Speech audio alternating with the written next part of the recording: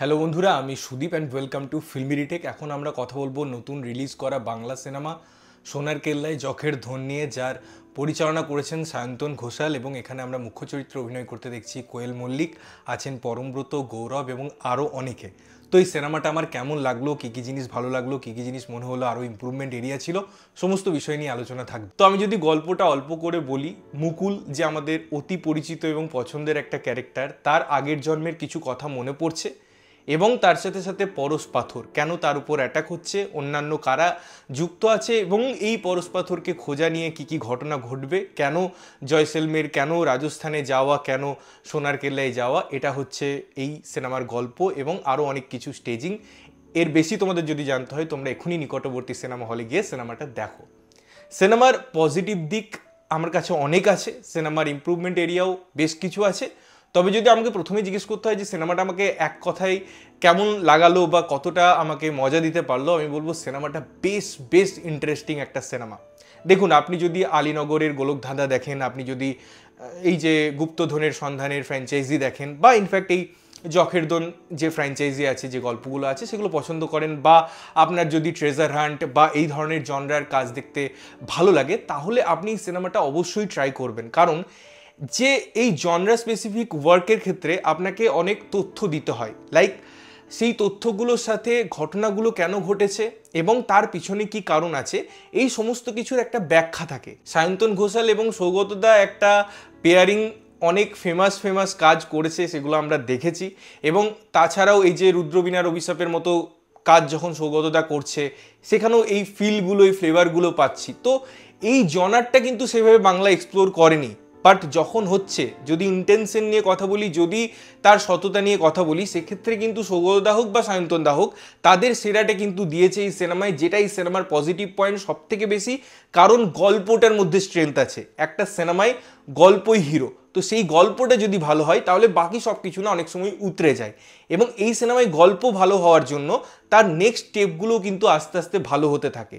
Second positive point হচ্ছে এখানে যে সিচুয়েশনটা তারা ক্রিয়েট করেছে, যে জায়গাটা তারা ক্রিয়েট করেছে, যে অ্যাম্বিয়েন্সটা তারা ক্রিয়েট করেছে। এবং সোনার কেল্লা অনেকেই দেখাচ্ছে, অনেক কাজেই সেটাকে তারা বা অনেকে ইমপ্লিমেন্টেশন করে, বাট এই সিনেমায় আপনারা দেখুন যেভাবে এটাকে এক্সপ্লোর করা হয়েছে, তার ওই যে জায়গার অ্যাডভান্টেজ নেওয়া, যেটা আমি আগের একটা কাজের ক্ষেত্রেও বলছিলাম, কিভাবে আমি ক্যামেরা প্লেস করব, কিভাবে আমি সিচুয়েশনগুলোকে প্লেস করব, কিভাবে আমি চেজিং সিন দেখাবো, কিভাবে আমি ফাইট সিকোয়েন্স কোন জায়গায় প্লেস করব। কারণ জয়সলমের শুধুমাত্র সোনার কেল্লা নয়, তার আশেপাশে অনেক জায়গা আছে যেগুলোতে ভালো করে এক্সপ্লোর করা যায়।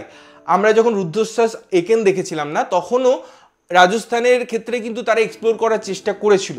এক্ষেত্রেও আপনারা দেখতে পাবেন যে বেশ সুন্দরভাবে সেই জিনিসটাকে এক্সপ্লোর করা হয়েছে এবং কোয়ালিটি সেটার খুব সুন্দর, ক্যামেরার কাজ খুব সুন্দর, টেকনিক্যালিটিস খুব সুন্দর। তো অবশ্যই সিনেমার মধ্যে সেই ভিজুয়াল এবং অডিও যে সিঙ্কটা হয়, যে মেলবন্ধনটা হয়, সেটা আপনারা ফিল করতে পারবেন। এবারে সিনেমাটাকে যত্ন করে বানানোর জন্য না, আপনি সেই জিনিসটা উপভোগ করবেন, আপনার কাছে তথ্যগুলো আসবে, তার একটা টুইস্ট আসবে, অনেকগুলো টুইস্ট আসবে, হয়তো কিছু কিছু ক্ষেত্রে কিছু জিনিস আপনার প্রেডিক্টেবল মনে হবে, বাট অধিকাংশ ক্ষেত্রে কিন্তু সেটা মনে হবে না।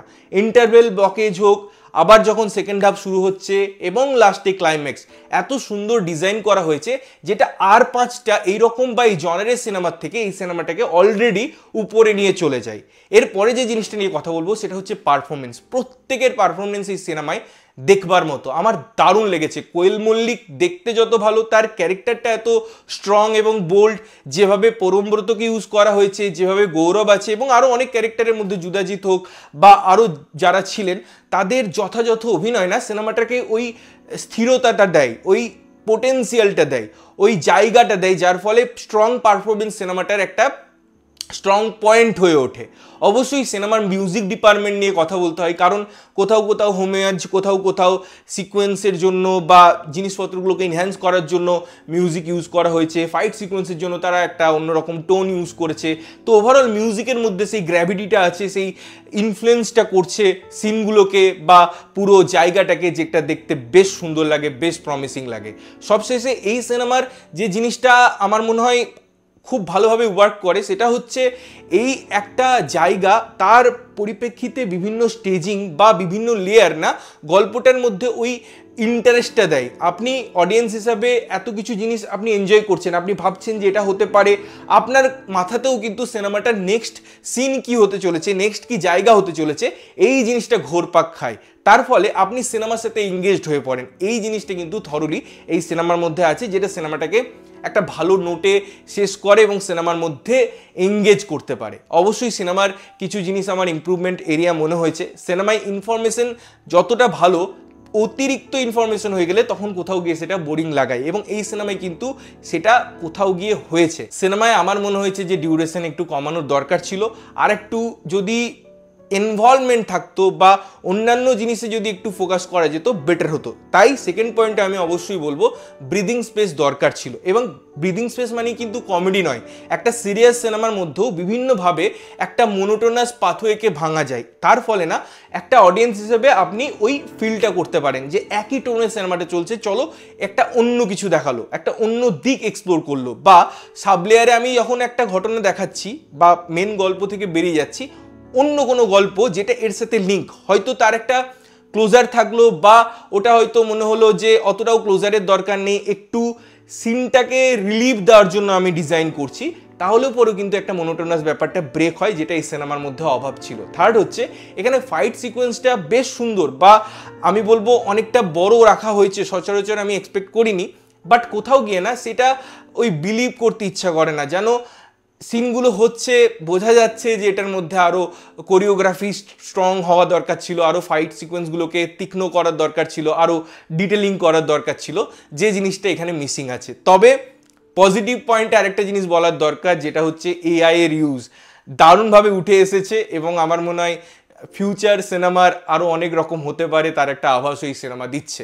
সিনেমার শেষ আমার ব্যাপক লেগেছে, আমার বেশ সুন্দর লেগেছে, এবং আমি সিনেমাটাকে এনজয় করেছি। তো আমি বলতে গেলে এটাই বলবো লাস্টে যে সিনেমাটা একটা সুন্দর সিনেমা, অবশ্যই ফ্যামিলির সাথে দেখার মতো সিনেমা, গরমের ছুটিতে উপভোগ করার মতো সিনেমা। আপনারা সিনেমা হলে যান এবং গিয়ে দেখুন, এবং দেখে এসে জানান যে কেমন লাগলো, এবং যদি অলরেডি দেখে নিয়েছেন তাহলেও অবশ্যই কমেন্ট করে জানাবেন যে আপনাদের কি মতামত। ততক্ষণের জন্য ভালো থাকবেন, সুস্থ থাকবেন, এবং সবসময় ভালো জিনিস দেখবেন। চ্যানেল যদি প্রথমবার দেখছেন, লাইক কমেন্ট শেয়ার করতে হবে, সাবস্ক্রাইব করতে হবে, যাতে প্রত্যেকটা নোটিফিকেশন আপনাদের কাছে পৌঁছায়। দেখা হচ্ছে অন্য কোনো ভিডিওতে, ততক্ষণের জন্য টাটা।